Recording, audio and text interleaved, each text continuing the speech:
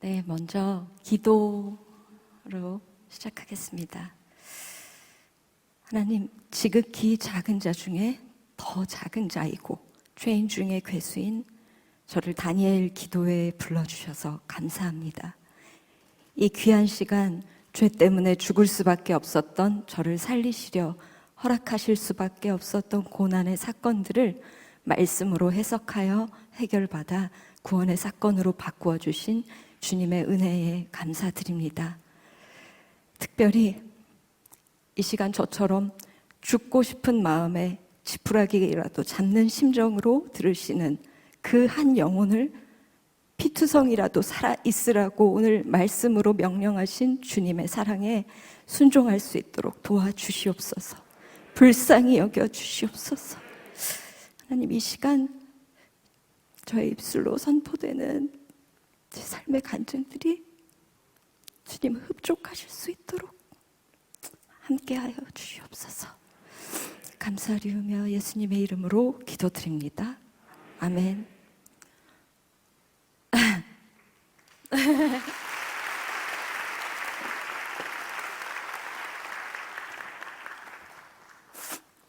저는 원래 잘 울고 잘 웃는 그런 애인데요. 먼저 인사드리겠습니다. 안녕하세요. 인기 가수 이수영 집사입니다.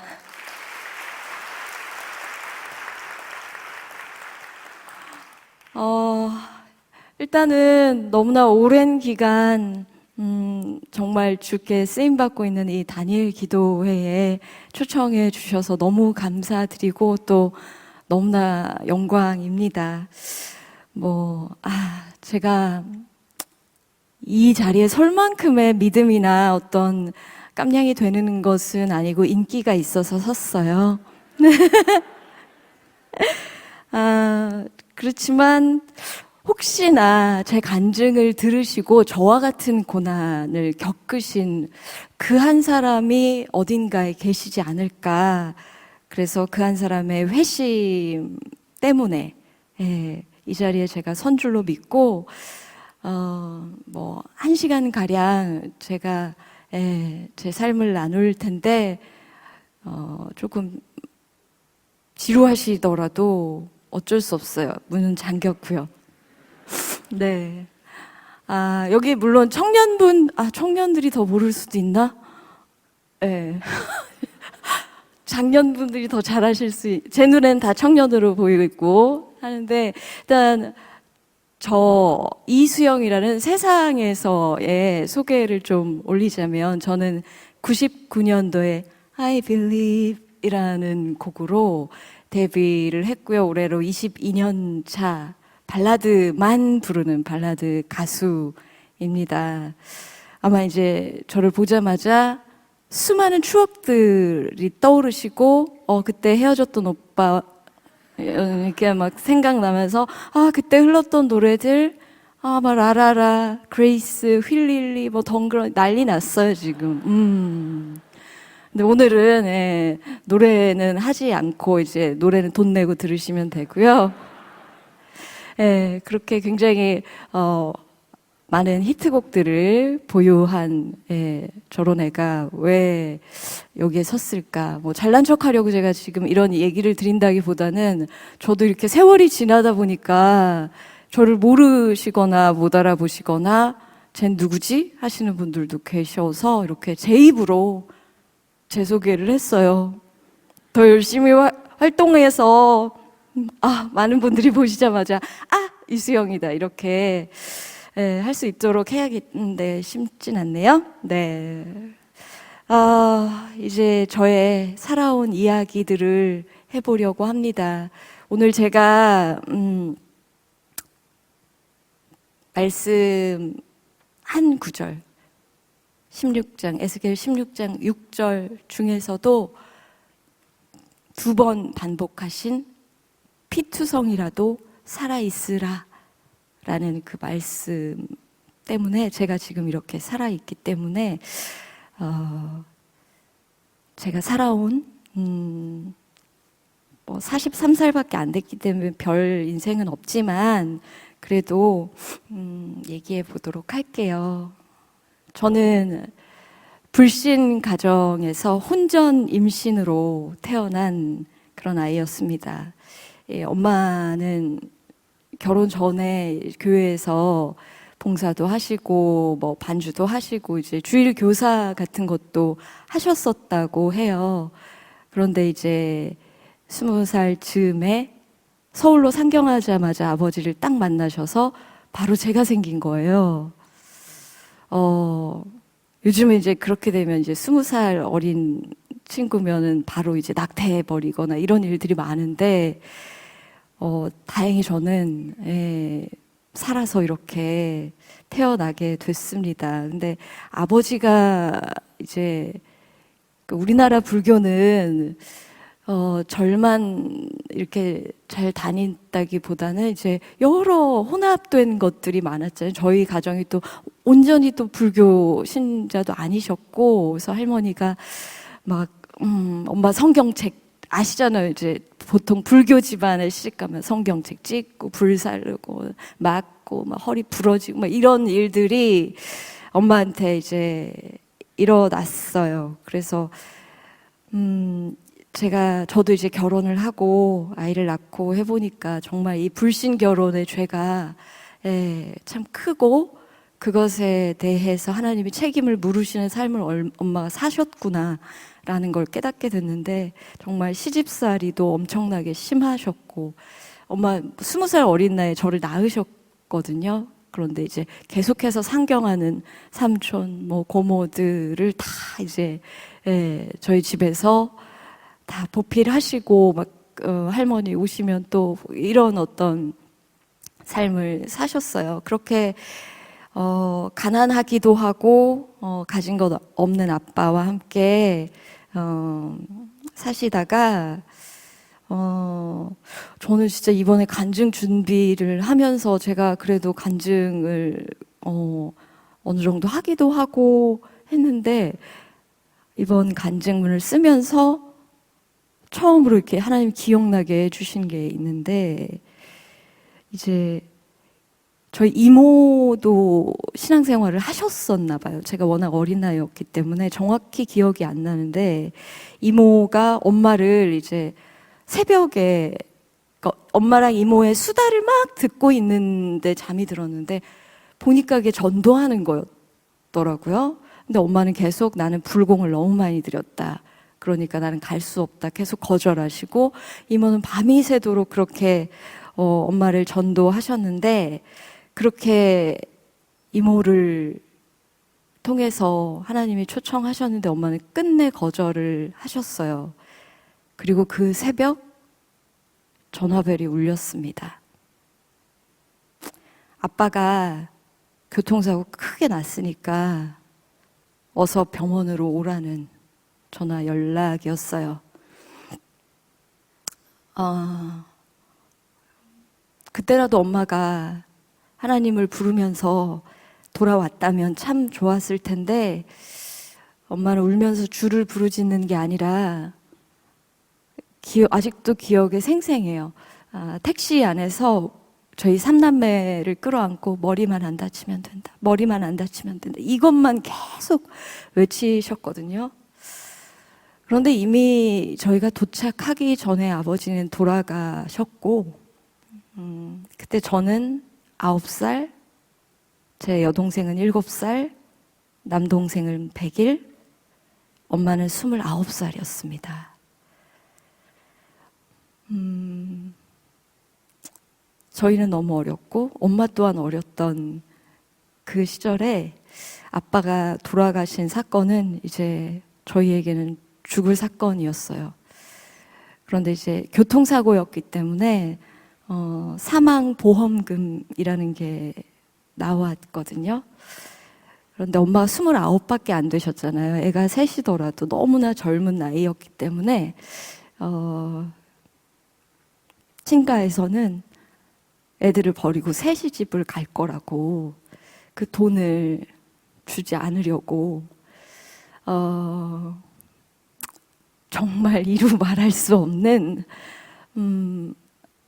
혹시나 듣고 계실지도 몰라서 제가 다 표현할 수 없지만 그 어린 나이에 제가 정말 이를 갈면서 내가 꼭 성공하리 막 이런 정말 불같은 뜨거움이 올라올 만큼 엄마를 핍박하고 그랬습니다. 그때부터 이제 엄마의 뭐 이전에도 고난이 있었지만 남편이 없는 과부로서의 고난은 정말 상상할 수 없으리 많지. 정말 하나님도 과부와 고아를 가장 불쌍히 여기신다고 하셨는데 젊고 예쁜 과부로서의 삶은 너무나 척박하고 매일이 정말 숨을 쉴 수 없는 그런 고난이었습니다.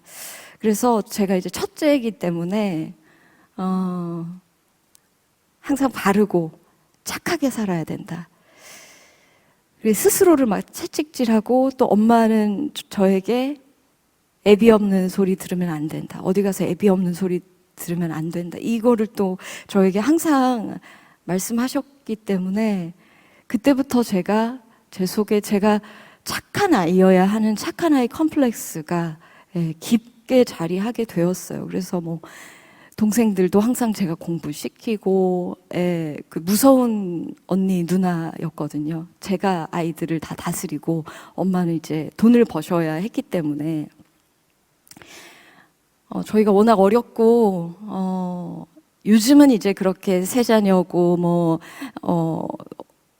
한부모 가정이고 이러면 나라에서 많이 도와주지만 그때는 그렇지가 못했어요. 그래서 엄마가 별의별 일을 다 하셨던 것 같아요. 삭바느질, 뭐 무슨 남의 집 빨래 손빨래해서 가져다 주는 일, 별의별 일을 다 하시다가 어느 날은 이제 백화점에 젓갈 장사 같은 거 하셨어요. 근데 엄마가 워낙 젊고 저를 보셔서 아시겠지만 엄마 이뻤어요. 박수 쳐주셔서 감사해요. 딱 한 분이. 그러다 보니까 이 젓갈 장사를 다 아주머니들이 하시잖아요. 어느 날은 엄마가 온몸에 멍이 들어서 오셨어요. 수많은 젓갈집 중에 그 분들이 보시기엔 남자분들이 우리 엄마 젓갈만 사간 것 같은 거예요. 그래서 그 아주머니들한테 너무 많이 맞아서 온몸에 멍이 들어서 집에 그런 일들이 거의 매일 계속됐어요. 막 괴한이 엄마를 쫓아오기. 그러니까 저는 그때마다 더욱 강해져야 되고 그때마다 성공해야 되겠다는 그런 것들이 제 안에서 너무나 크게 자라고 있었습니다. 그렇게 너무 고통스러우니까 엄마가 이게 어떻게 해도 벗어날 수 없는 가난과 고통이 엄마를 엄습하다 보니까 엄마가 하루는 저희 3남매를 데리고 아버지 산소에 가서 쥐약을 꺼내놓고 우리 다 같이 먹고 아빠 앞에서 죽자. 저희 다 어렸는데 충격이기도 했고 그대로 따라야 하나 뭐 사실은 완전히 기억나지도 않을 정도로 다행히 이제 그때 공원 관리사분께서 저희를 이제 내쫓아 주셔서 살게 됐는데 정말 그렇게 3남매를 정말 엄마가 고통 속에 막 키우시다가 혼자 사시는 게 너무 힘드셨던 것 같아요. 그래서 어느 날 새아빠라고 저희에게 저는 중1이었고 저희 여동생 한 5학년 되고 이런 나이에 새아버지가 될 사람이니까 이제 아빠라고 부르라고. 근데 이제 중학생이면 가장 예민할 때잖아요. 제 인생에 처음으로 자살해야겠구나. 더 이상 살 소망이 없구나. 라는 생각이 처음으로 들었던 것 같아요. 그래서 약을 모아서 죽을까? 어디에서 떨어져서 죽을까? 중1, 중2 그 시절에 처음으로 그 생각을 하면서 살았던 것 같아요. 그런데 이제 저희가 아무리 엄마한테 얘기해도 엄마는 나는 더 이상은 힘들어서 너희들을 먹여 살릴 수 없다고, 그래서 결국 재혼을 강행을 하셨고, 그 재혼은 제 인생 최악의 시기이자 지옥과 같은 하루하루였습니다. 계부죠. 예. 계부는 처음에는 이제 엄마의 환심을 사야 되고 저희의 환심을 사야 하니까 뭐 학원도 보내주고 뭐 이러면서 잘해주는 것 같았는데, 이제 결혼을 하고 얼마 지나지 않아서부터는 폭력과 폭언과 기타 엄청난 일들을 행하고, 어느 날 이제 제가 고등학교 때쯤이고 남동생은 한 1, 2학년 때였는데, 제가 이제 가정 환경이 그러다 보니까 집에 잘 있지 않았어요. 고등학생쯤 되면 그냥 공부하러 나간다 그러고 새벽에 들어갔다 새벽에 들어올 수 있잖아요. 그러다가 어느 날 그냥 낮에 집에 들어갔었는데 남동생이 계부에게 밟히고 있었어요.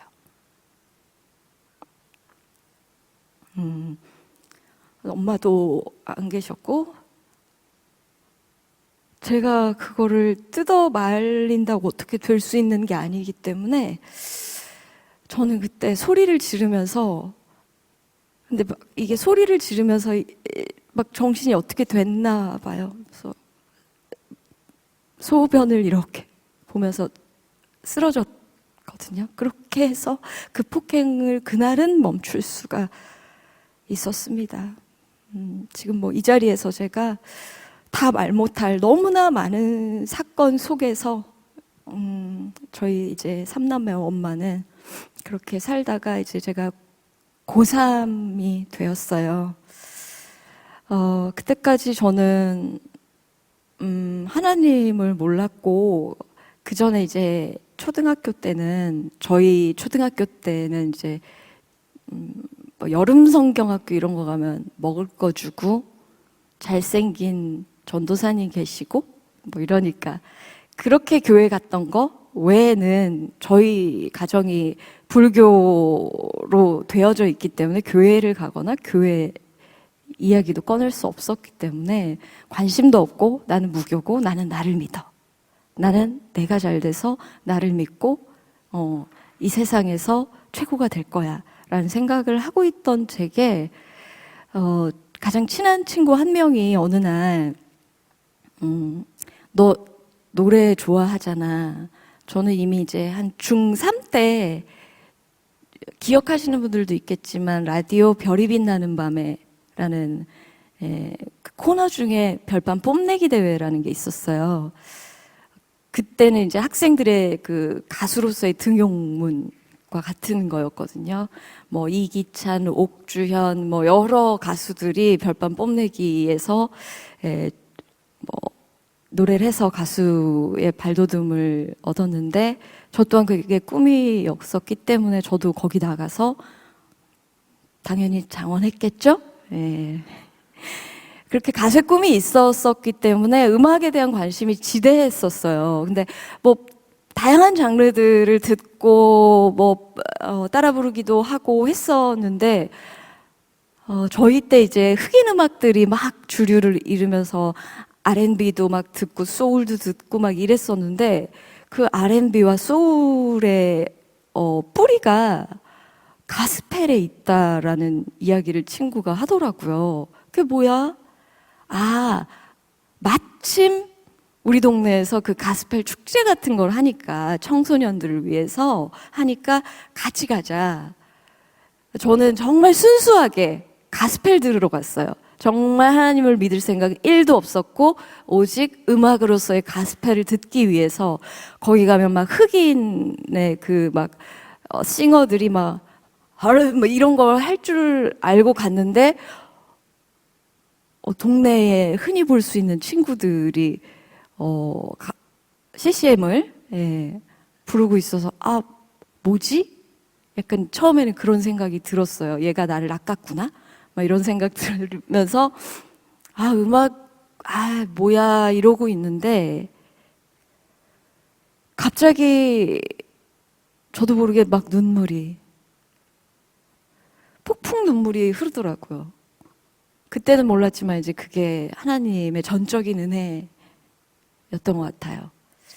내가 왜 이렇게 눈물을 흘리지? 그런데 그 눈물을 흘리고 나니까 너무 시원케 되고, 뭐지? 하나님이라는 존재가 있나 봐. 왜 이렇게 내 마음이 따뜻하고 살고 싶어지지? 이런 생각이 들었어요. 그래서 그 날로 저는 저의 모든 시간과 시선과 마음 모두를 교회에 집중시켰습니다. 고3에요. 하나님은 계획이 다 있으시기 때문에 제가 공부를 너무 잘하면 안 됐던 것 같아요. 고3 내내 제가 이제 전도를 시작했어요.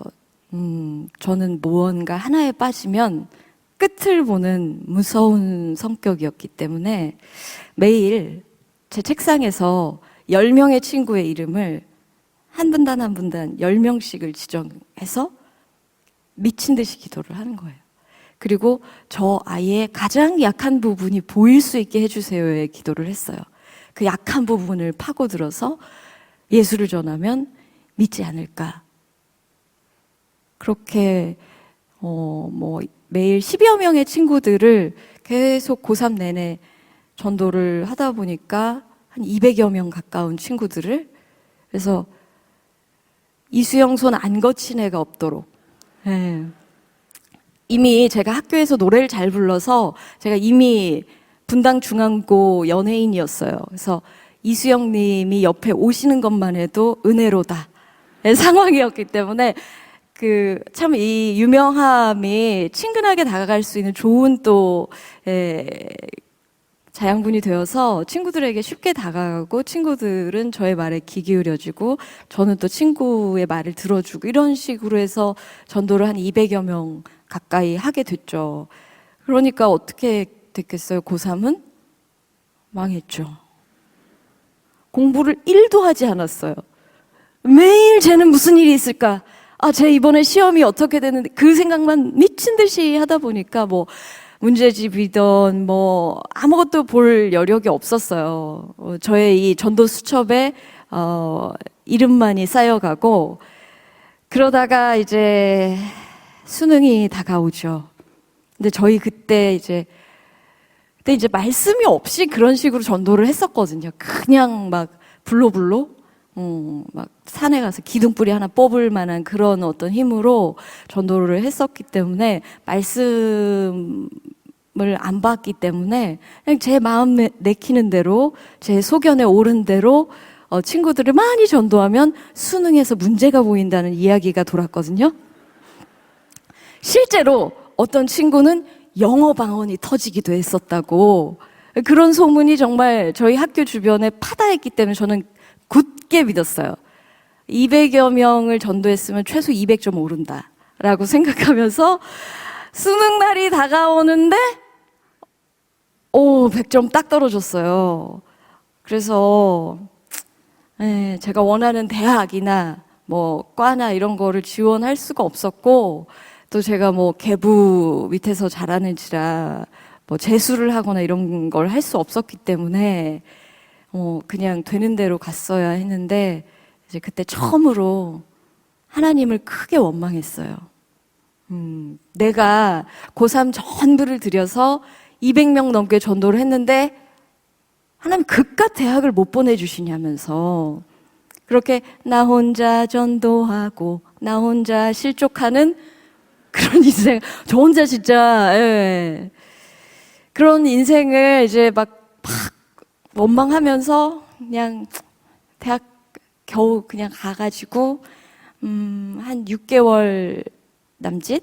그런데 이제 제가 고2 때 처음으로 가수 지원을 하는 오디션 같은 것들이 회사마다 있었거든요. 그때 처음 데모 테이프를 보냈던 회사에서 가수를 하라고 연락이 왔는데 그때가 고3 때였어요. 근데 제가 고3 때 누굴 만났죠?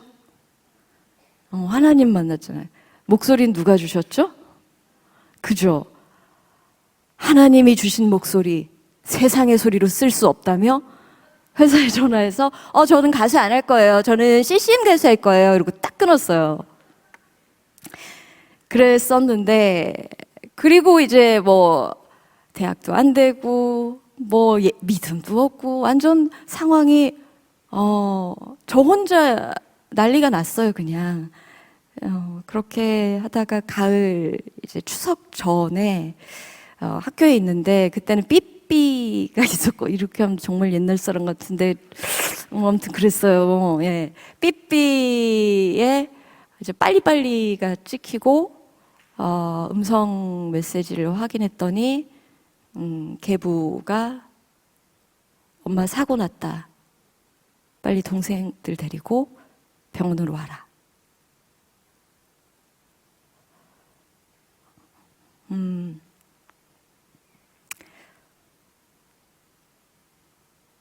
10여 년 전 그 날과 너무나 똑같은 상황에 저도 택시를 타고 동생들을 데리고 주여를 부르지 못하고 정말로 엄마랑 똑같이 머리만 안 다치면 된다. 머리만 안 다치면 된다. 이걸 외치면서 병원에 정문에 딱 들어서는데 그때 엄마가 열심히 다녔던 절에 주지스님이 이렇게 나오시더라고요. 근데 고3 내내 제가 그래도 예수를 믿었기 때문에 대학 때까지는 그 여파가 좀 있어서 목에 십자가 목걸이를 하고 있었는데 그걸 이렇게 주지스님을 보자마자 갑자기 구세주처럼 보였어요. 제 눈에. 후광이 비치면서 구세주처럼 보이더라고요. 엄마를 살려줄 수 있을 것만, 그냥 느낌으로 엄마가 죽었을 것만 같아서 십자가 목걸이를 제 손으로 뜯으면서 스님 저희 엄마 좀 살려주세요. 우리 엄마 살려주세요.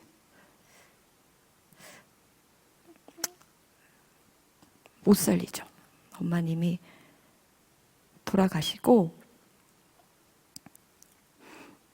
정말 타는 듯한 고통 그리고 가슴에는 칼바람이 부른 그런 고통 속에 저를 던져두신 하나님이 너무나 미웠어요. 어떻게 이럴 수가 있죠? 똑같은 방법으로 왜 다 데려가셨나요? 그렇게 하나님을 저는 저주를 했어요. 그래서 이제 나는 내 힘으로 살겠다. 이를 갈면서 또 다짐을 해요. 그리고 엄마의 장례식장에 제가 제 손으로 가수 안 할 거라고 했던 사장님한테 전화했어요. 사장님 저 가수 할게요. 저희 엄마 죽었어요. 병원으로 와주세요. 사장님이 오셨고 엄마가 돌아가신 그 순간에만 정말 피를 토하면서 울었고 장례식장에선 단 한 방울의 눈물도 흘리지 않았어요. 나는 지지 않을 거고 나는 성공해서 보란 듯이 하나님 앞에 보일 거야. 그렇게 이제 가수의 삶이 시작이 되었습니다. 그때 제가 이제 20살이었고 21살에 데뷔를 하게 되었는데 저희 때는 이렇다 할 가수로서의 어떤 시스템이 있거나 뭐 연습생 이런 개념이 없었어요. 그냥 오롯이 저 혼자 연습하고 했어야 됐어요. 그래서 새벽 6시에 운동하고 운동도 그냥 하지 않았어요. 10km 뛰고 줄넘기 1000개 윗몸 일으키기 1000개 하고 그 다음에 수영을 해야 돼요. 이수영이니까 수영을 해야 돼요. 정말 무슨 태릉 선수촌에 있는 선수처럼 그렇게 한 다음에 다시 노래 연습실 가서 노래 연습하고 안무 연습실도 갔어요. 혹시나 댄스 가수가 될 수도 있으니까 그렇게 하고 하루에 4시간도 채 자지 못하고 못 먹고 못 자고 쓰러지고 이 반복을 계속하면서 가수를 준비했는데 그게 그렇게 힘들지 않았어요. 그 전에 제 삶이 더욱더 지옥이었기 때문에 이 고난을 넘으면 나는 최고가 될 수 있을 거야. 그렇게 최고의 자리까지 저의 힘으로 내달렸습니다. 그리고 그렇게 가수가 되고 1집부터 저는 이미 히트가 되었죠. 제 힘이라고 저는 굳게 I believe 했어요. 그렇게 5집 그리고 6집 5집은 덩그러니고 6집은 휠릴리인데 2년간 가수로서의 최고의 영예인 연말 시상식에서 대상을 2년 연속으로 여자 가수 최초로 타게 됩니다.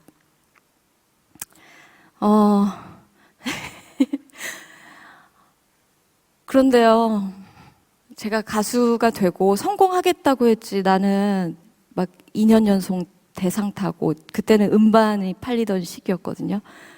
또 음반을 너무 많이 팔아서 또 상도 받고 뭐 이런 것까지는 제가 생각을 못했어요. 그냥 뭐 인기가요 이런 데서 1등하면 최고인 줄 알았는데 그 이상이 되니까 이제 소감을 말하라고 하는데 갑자기 그때 하나님이 생각났어요. 뭐지? 내가 이기려고 했던 그분이 왜 내 가장 최고의 영광의 자리에서 갑자기 생각나고 난리야? 그런데 저는 그냥 하나님 감사합니다. 아마 이 장면 보고 싶으시면 유튜브에 막 깔려 있어요. 굉장히 오열하면서 숭한 얼굴로 저희 아들이 정말 싫어해요. 엄마는 BTS처럼 멋있게 웃으면서 소감을 발표해야지 왜 저렇게 오열하냐고. 근데 이제 제가 그때 왜 그렇게 오열했냐면 제가 알고 있었거든요. 이 자리까지 온 것은 내가 못 자고 못 먹고 쓰러지면서 노력해서 온 것이 아닌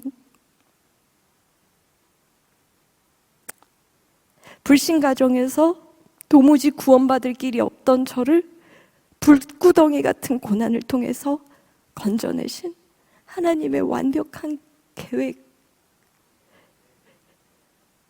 그때는 말씀으로는 깨닫지 못했지만 이거를 그냥 가슴으로 하나님이 그렇게 은혜를 내려주셨던 것 같아요. 정말 하나님은 주인공이세요. 가장 중요할 때 하나님 감사합니다를 내가 그렇게 원망했는데 그 자리에서 영광 받으시더라고요. 근데 이제 제가 그때 얼마나 잘 나갔겠습니까? 정말 농담으로 조흥은행보다 이수영은 돈이 많대 뭐 이런 소문이 돌 만큼 돈도 많이 벌었고 부와 명예와 모든 것들을 누렸죠. 그래서 영광의 자리에서는 절대로 죄인인 내 모습을 볼 수가 없더라고요. 그래서 그 후로 저는 이제 스스로 높은 자가 되어서 이제 난 무엇을 해야 하나. 이게 제가 생각했던 것 이상을 성공하다 보니까 슬럼프가 오더라고요. 허무해지고 세상 성공이 아무리 좋아도 제 안에 채워지지 않는 그 공허함. 뭐지? 다 이루었고 더 이룰 것이 없을. 지금은 이제 빌보드로 막 나가지만 그때는 이제 길보드였거든요. 네. 그래서 뭐 거기까지였어요.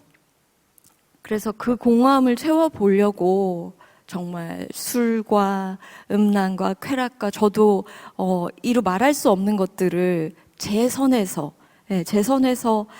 해보았고 또 봉사도 하고 기부도 하고 한 면으로는 그렇게 했는데 그때뿐이더라고요. 하나님이 없는 쾌락과 선행은 또 다른 모습의 죄였습니다. 그렇게 허무하고 또 허무하고 허무하도다의 인생을 살다가 제가 이제 가수로서는 10년 차가 되고 나이로는 30이 되던 해에 저의 이런 허무한 인생, 갈피를 못 잡는 방황하는 인생을 멈추어줄 결정적인 구원의 사건이 일어납니다. 저는 그때만 해도 20살 때부터 노래만 했으니까 은행에 가서 뭘 할 줄도 몰랐고 관공서 같은 데도 갈지를 못 해봤고 그러니까 그냥 인간적으로는 사회인으로 생활인으로서는 그냥 바보였어요. 방송 나와서 노래하고 말할 때는 정말 똑순이처럼 하는데 그 외적인 것들은 정말 바보였거든요. 그래서 저희 집에 누가 찾아오는지를 제가 몰랐어요.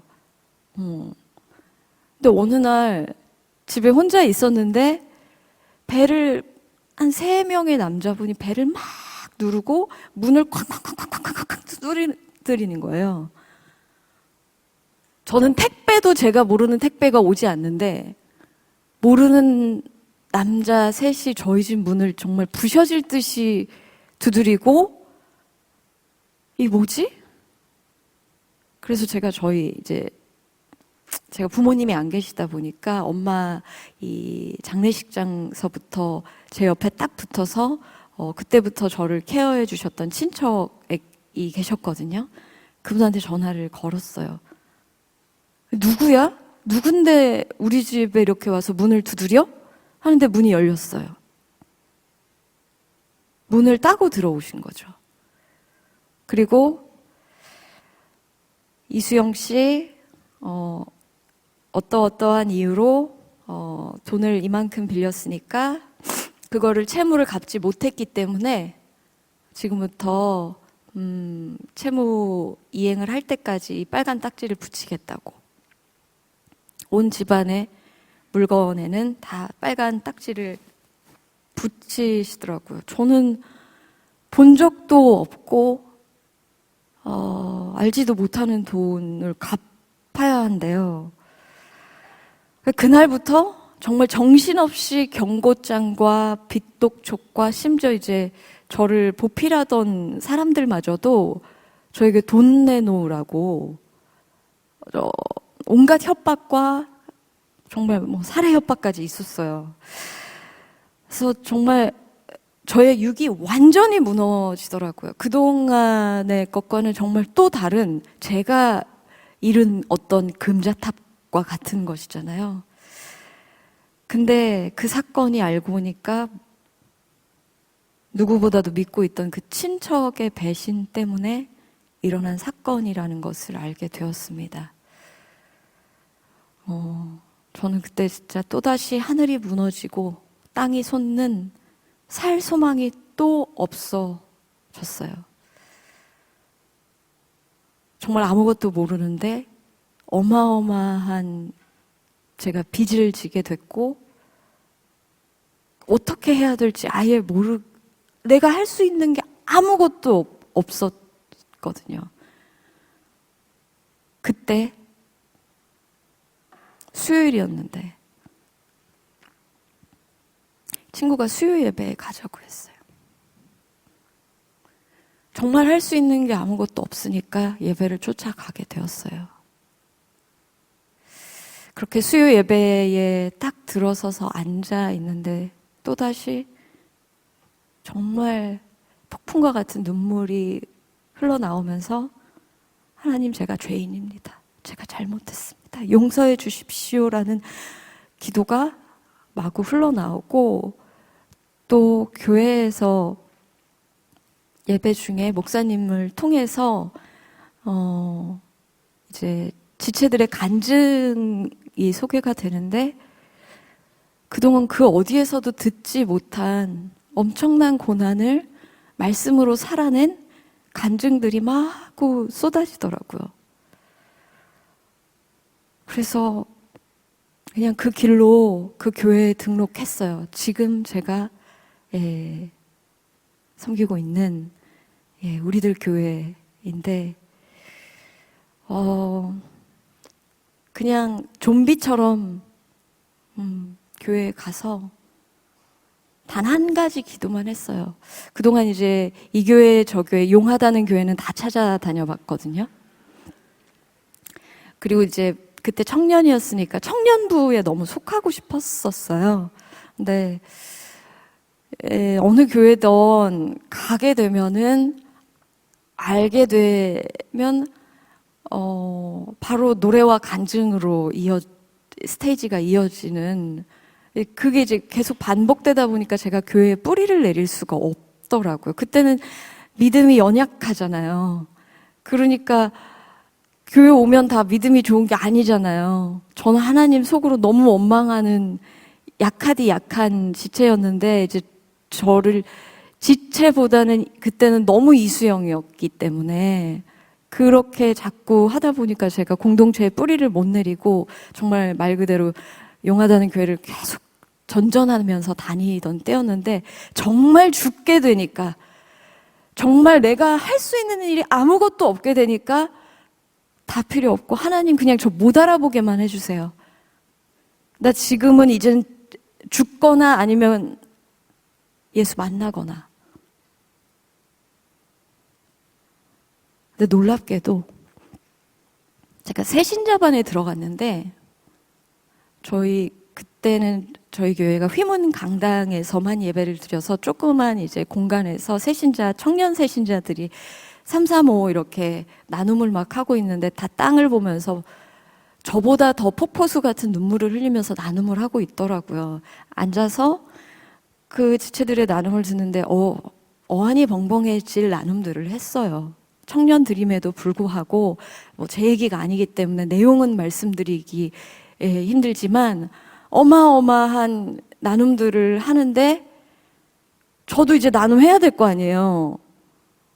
나눔하려면 이제 나 이수영인지 알아보고서 이제 얘기가 시작이 돼야 될 거 아니에요. 근데 얘네들이 지간증 하느라고 우느라고 이수영이고 나발이고 계속 지 얘기만 하는 거예요. 그래서 어떡하지?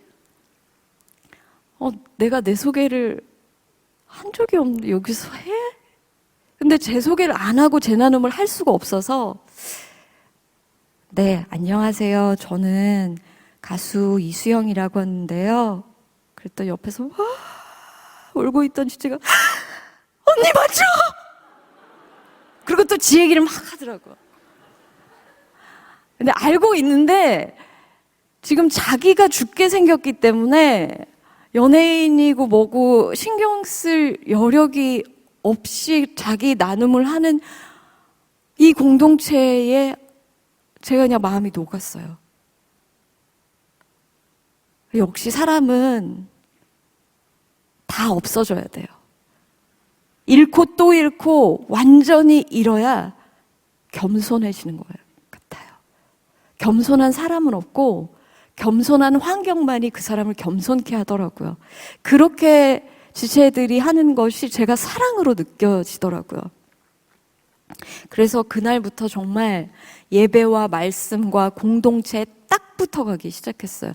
왜냐하면 제가 관공서일을 할 줄 아는 것도 뭣도 아니기 때문에, 지혜도 없고 분별도 없고 아무것도 없었기 때문에 그냥 주께 구하는 것 외에는 할 수 있는 게 아무것도 없었어요. 그런데 하나님은 그때부터 일하기 시작하시더라고요. 다 죽게 되어서 피투성이가 된 채로 하나님 앞에 왔더니 그때 하나님이 일하시더라고요. 제가 세상에서 이기고 또 이기려던 잔뜩 움켜진 제 손에 큐티책이 들리게 하시고 기도 손을 하게 하시려고 이 일을 허락하실 수밖에 없어요. 없었구나. 물론 그렇다고 상황이 나아진 건 단 하나도 없었습니다. 그동안 이제 사건이 오면 저는 늘 하는 게 하나님 왜 그랬어요? 원망이었잖아요. 울부짖고. 그런데 망하고 또 망하는 사건을 통해서 완전히 피투성이로 겨우 예배에 앉아만 있었더니 다른 거 한 게 없어요. 그냥 앉아만 있었더니 힘이 다 빠진 저를 안아주시면서 피투성이라도 살아만 있으라. 그리고 나만 알고 교만하고 이기적이고 시기, 질투, 욕심만 가득하던 제 귀에 다른 지체의 나눔, 고난의 나눔이 들리게 해주셨어요. 그리고 이제 말씀을 그때부터 워낙 이제 큐티를 매일 해야 하지 않으면 예배를 알아들을 수가 없어요. 저희 교회는. 큐티를 해야 예배 뭔 얘기하는지 알기 때문에 큐티를 계속 하다 보니까 말씀으로 제 인생을 해석하는 것을 배우게 됐어요. 그래서 그 빚을 어떡하지 이젠? 이 교회는 왔고 일단 하나님 만나고 은혜 받고 했으면 나 어떡하지? 했는데 말씀 읽다 보니까 지혜를 주시더라고요. 힘이 생겨서 친척을 막 미워하고 정말 너무나 죽이고 싶었어요. 어떻게 우리 삼남매에게 이럴 수가 있냐고 죽이고 싶었어요. 그랬던 저에게 빚을 갚는 적용으로 나아가라고. 그랬더니 친척이 벌인 일이라서 이제 그 빚을 내준 분들이 제가 안 갚을 거라고 생각하셨던 거예요. 그러니까 더욱더 이제 무섭게 저를 막, 그리고 뭐 연예인이라는 이 어떤 특성이 있었기 때문에 더 무섭게 하셨었는데 제가 빚을 갚는 적용을 하겠다고 하니까 기회를 주시더라고요.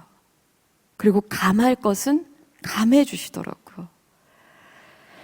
아마 그때 제가 나 이거 내가 한 일 아니에요. 난 도장을 찍은 적도 없고 빌린 적도 없고 난 당신을 본 적도 없어요 라고 했다면 아마 그 끝없는 빚독촉에 아마 여기에 빚독촉 받아보신 분들은 그 심정 이해하실 거예요. 네, 어딘가 계실 텐데 저는 아마 자살로 생을 마감했을 거라고 확신합니다. 정말 힘들거든요. 뭐 실제로도 몇 번의 시도를 했었어요. 너무 힘들었었기 때문에 한 번은 제가 그때 23층에 살았는데 자살할 생각은 1도 없었어요. 그날 저녁 그냥 바깥 공기를 쐬려고 23층 문을 이렇게 열고 이렇게 밑을 내려다보는데 세상에서 본 적이 없던 꽃밭이 확 펼쳐져 있고 천사로 추측되는 그런 날개를 가진 것이 너무나 아름답게 날고 있더라고요. 그래서 그 순간에 나 저기로 가면은 고통도 없고 슬픔도 없고 이 모든 것에서 내가 해방될 것만 같은 생각이 들고 있는데 저희 남동생이 저를 이렇게 잡아서 제가 떨어지고 있었던 거예요. 그래서 저는 이렇게 자살이 될 수 있구나까지도 경험을 해봤습니다. 근데 자살은 죄죠. 그 죄를 또 지을 뻔했던 저를 그 순간 하나님이 또 살려주셨어요. 저는 아직도 우울증, 공황장애, 불안이 높은 환자입니다. 약 먹고 있어요. 자살을 막 생각했던 그 시절에는 이게 약을 그 정신과 약도 믿음이 없으면 약을 못 먹더라고요. 왜냐하면 우울증은 발라드 가수에게는 좋은 친구거든요. 그 우울함을 10분 이용해서 노래도 하고요. 저는 가사도 계속 써왔는데 가사도 썼거든요. 유익이 있더라고요. 그런데 약을 먹으니까 자꾸 잠을 자게 되고 뭔가 약간 조금 텐션이 낮아지고 그래서 약을 조금 먹다가 그냥 제 멋대로 중단해 버렸었어요. 그랬는데 저희 교회에서 이제 말씀 듣다 보니까 우울증이 있으면 자기 연민과 피해 의식이 강해져서 내 죄를 못 본다고 하시더라고요. 정말로 그랬거든요. 제가 이제 수년간 이제 치료를 받았었는데 그 전에 이제 약을 먹기 전에 예배를 드릴 때는 앉으면 울었어요. 미친 듯이 울었어요. 말씀을 안 듣고도 울었어요. 왜냐면 저는 너무나 자기 연민과 피해 의식 속에 살아왔던 인생이잖아요. 엄마 이러면 그때는 막 수도꼭지처럼 눈물이 터져 나왔기 때문에 말씀으로 기도하는 법, 믿음으로 기도하고 회개하고 간구하는 거 몰랐어요. 그냥 내가 슬펐고 나는 너무 힘든 애고 왜 나를 이렇게 하나님 만드셨 이것만 기도하니까 예배 내내 울 수밖에 없었죠. 그런데 구약 먹고 신약 먹고 정신과 약 쓰리콤보로 복용을 하니까 어느 날 제가 이제 예배를 드리는데 그러니까 손수건이 흥건히 젖어도 더 필요했고 콧물이 강과 같이 흘렀었거든요. 그런데 어느 날 보니까 손수건이 별로 젖지 않았더라고요. 말씀이 제게 임하니까 그동안 제가 그렇게까지 가질 필요 없었던 자기 연민과 피해 의식에서 너무 많이 벗어나고 제 인생을 말씀으로 해석하게 되니까 있어야 될 일로 여기게 되면서부터 그 눈물을 하나님이 닦아주신 거죠.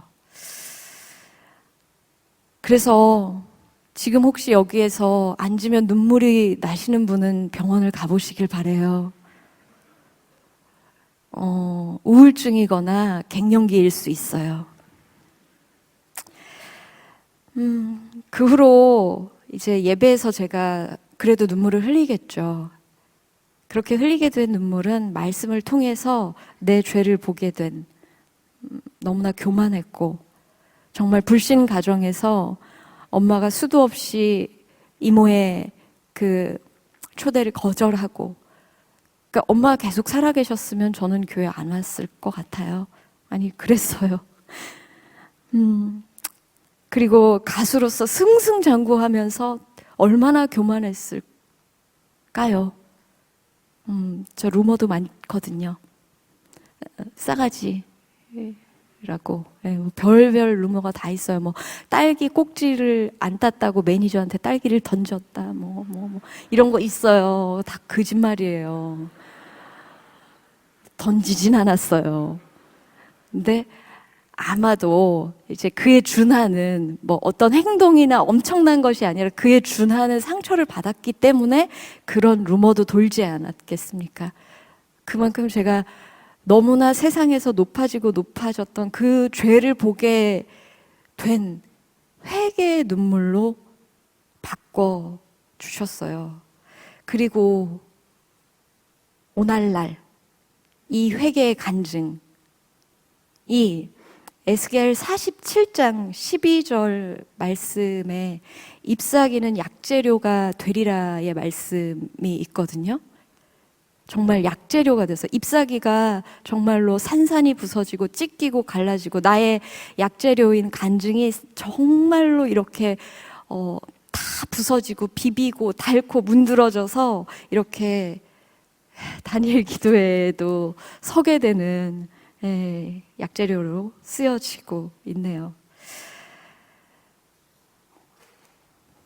마칠 시간이 다 되었습니다. 여러분 중에 지금 죽고 싶으신 분이 계신가? 나는 도저히 살 소망이 없고 나는 오늘 죽어야 된다. 이 방송을 보시는 분들 중에 혹시 죽고 싶으신가요? 그런데 오늘 하나님이 말씀하십니다. 피투성이라도 살아있으라. 그 모습 그대로 받아주시는 하나님의 안아주심을 경험하고 죽어도 늦지 않습니다. 우리가 죽어야 할 이유는 엄마 아빠가 거짓말같이 교통사고로 죽고 계부에 학대가 있고 두 동생을 데리고 길바닥에 나앉아서 이를 갈며 십자가를 내던지며 성공했는데 그 성공을 한순간에 앗아간 친척 때문에 죽을 것이 아닙니다. 구원받지 못하고 돌아가신 부모님, 또 아직 믿지 않는 저의 동생들과 또 다른 가족들, 그리고 나에게 붙여주신 지체를 위해 나의 성공을 향한 욕심과 교만, 또 그로 인해 저지른 죄 때문에 아무 죄 없이 십자가에 죽으신 예수 그리스도 앞에 내게 태인 십자가를 지고 죽어야 합니다. 나의 육이 완전히 죽어야 부활이 있습니다. 예수님이 완전히 죽지 않으셨다면 부활이 없었듯이 우리도 당하지 않으려고 하고, 나에게는 고난이 없어야 하고, 나는 늘 행복해야 하고, 나는 늘 웃어야 하는 것만이 부활이 아닙니다. 내가 다 죽게 되었을 때 내게로 오셔서 피투성이라도 살아있으라. 수영아, 네가 어디에 있느냐? 피투성이라도 살아있으라. 그러니 지금 죽고 싶다라고 생각하고 그것을 실천에 옮기시려는 그 한 사람이 계시다면 예배의 자리로 딱 한 번만 나와주시기를 간절히 기도합니다. 저도 아직 살아있습니다.